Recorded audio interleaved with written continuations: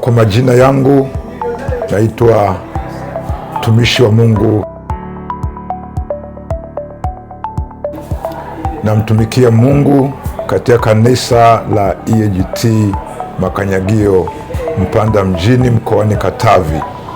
Kwa heshima na taadhima, natambua kuwepo kwenu ninyi nyote na nawatakia baraka za Mwenyezi Mungu katika kila liwalo maishani mwenu.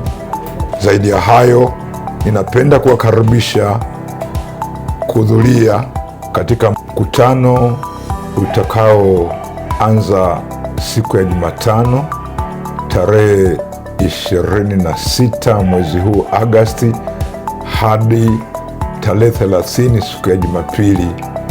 Mkutano utakao ukianza saa 9 alasiri hadi saa 12 jioni. Tunaye mtumishi wa Mungu, mchungaji na mwinjilisti Ephraim Maonyesho kutoka jiji la Dodoma. Alishawahi kuwa mahala hapa mwaka juzi, na kwa mara nyingine tena atakuwepo kutoa huduma ya neno la Mungu, maombezi kwa wagonjwa na wote wenye shida na mahitaji mbalimbali. Tunatambua kuwepo kwenu nyinyi nyote, tunawakaribisha katika mkutano huo wa baraka sana, ukijua hizi ni siku za mwisho. Neno la Mungu ndilo linaloweza kusaidia baada ya maisha duniani hapa, kwamba utaenda katika hukumu ya milele au katika uzima wa milele.